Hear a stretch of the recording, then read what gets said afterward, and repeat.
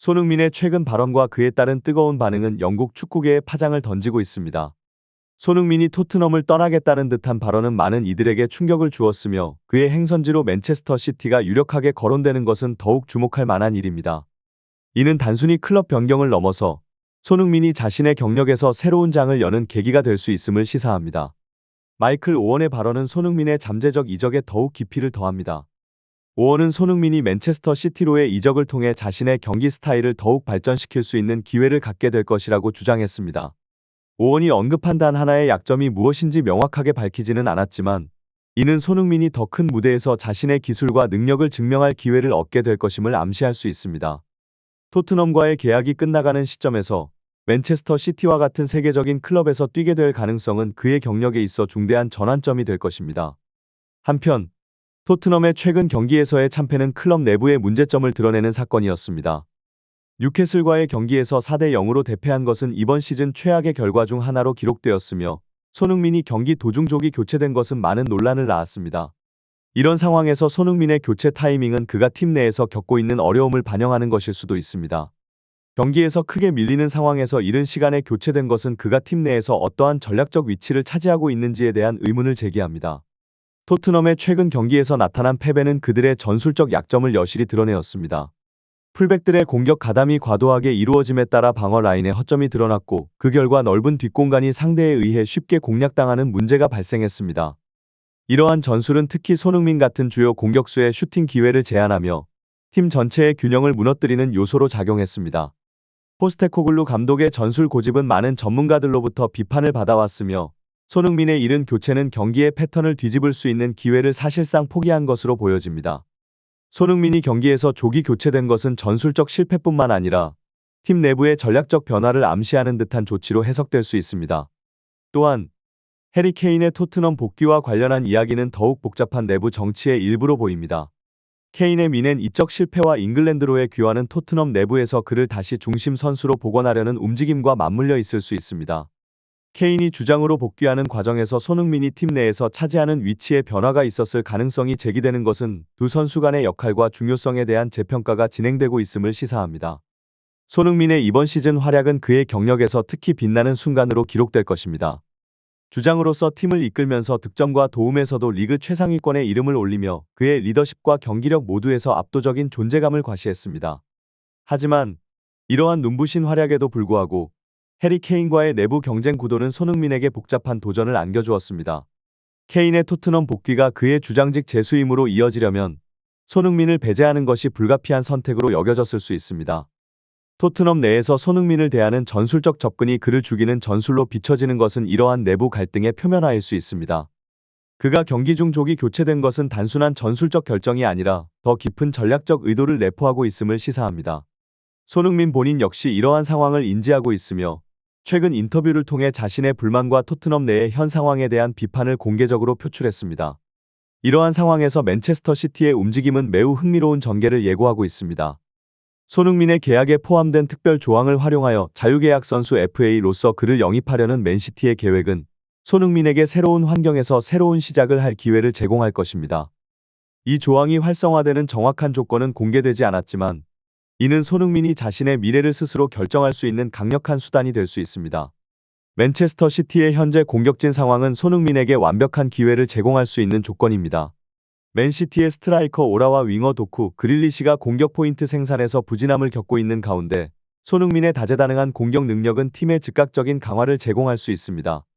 손흥민은 스트라이커로서 뿐만 아니라 윙어로서도 뛰어난 퍼포먼스를 발휘할 수 있는 선수로 그의 기술과 스피드, 결정력은 맨시티의 현재 약점을 보완하는 데 크게 기여할 것입니다.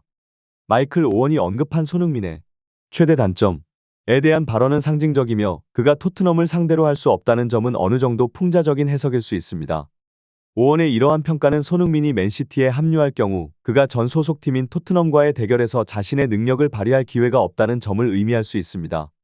이는 손흥민의 기량을 인정하는 동시에 그가 자신의 전 팀을 상대로 어떤 심리적 부담을 느낄 수 있음을 시사합니다. 포스테코글루 감독이 이끄는 토트넘의 전략적 접근은 맨시티와의 대결에서도 중요한 요소가 될 것입니다. 토트넘의 공격적인 축구 스타일과 풀백들의 지나친 공격 가담은 맨시티가 이용할 수 있는 전술적 빈틈이 될 수 있습니다. 손흥민이 맨시티의 일원으로서 토트넘과의 경기에 나서게 된다면 그는 이러한 빈틈을 누구보다 잘 알고 있어 효과적으로 활용할 수 있을 것입니다. 손흥민의 능력과 포스테코글루 감독의 전술 사이에 이러한 아이러니한 간극은 토트넘의 전략적 한계를 분명히 드러내고 있습니다.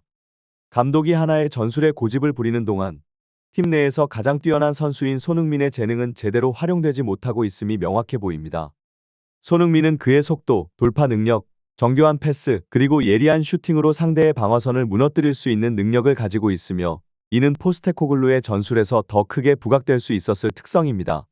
손흥민이 토트넘에서는 이런 자신의 장점을 충분히 발휘하지 못한다는 것은 토트넘과 그의 경력에 있어 큰 아쉬움으로 남을 것입니다.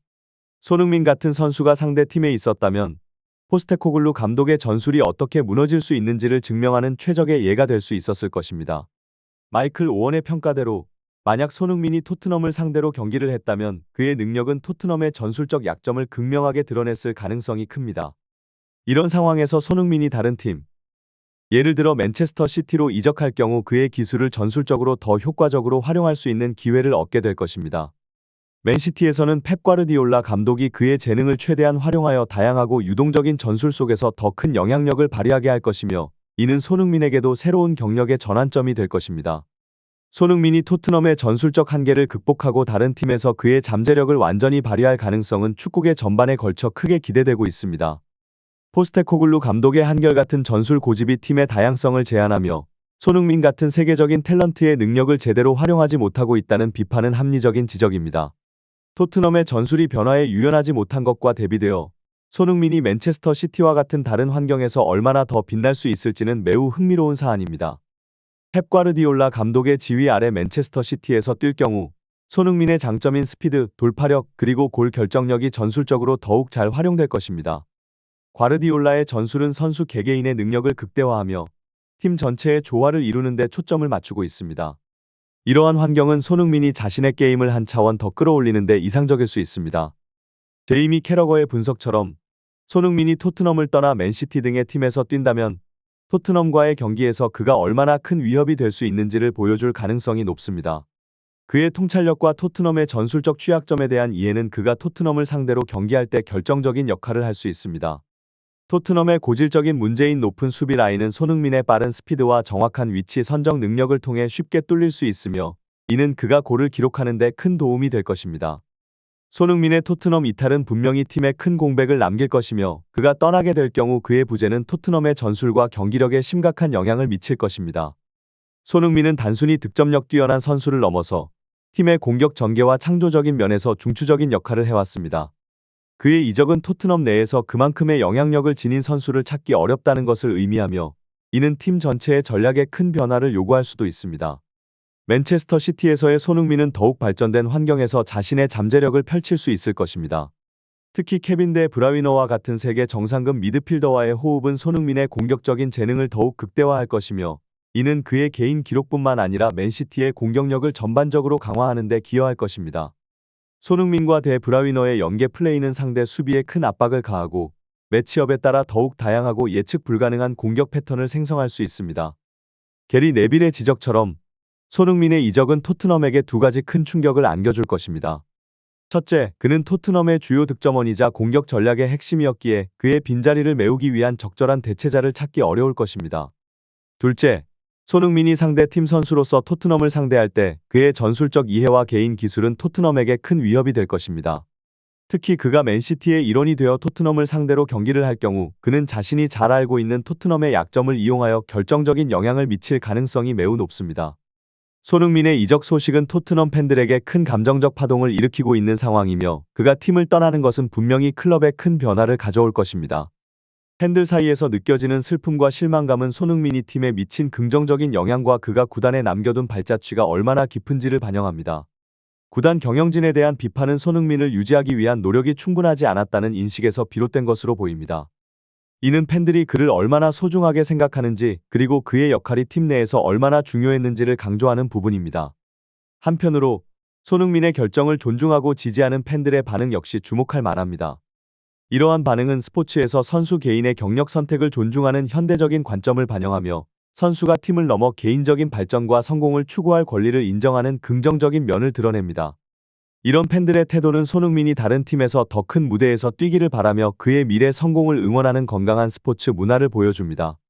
손흥민의 이적은 토트넘과 그의 개인 경력 모두에 중대한 영향을 미치며 그가 새로운 팀에서 어떤 성과를 낼지 그리고 토트넘이 그의 빈자리를 어떻게 메울지는 앞으로 지켜볼 주요 이슈입니다. 팬들의 감정과 반응은 이러한 변화의 과정에서 중요한 역할을 하며 구단은 이러한 팬들의 목소리에 귀 기울여 향후 전략을 세워야 할 것입니다.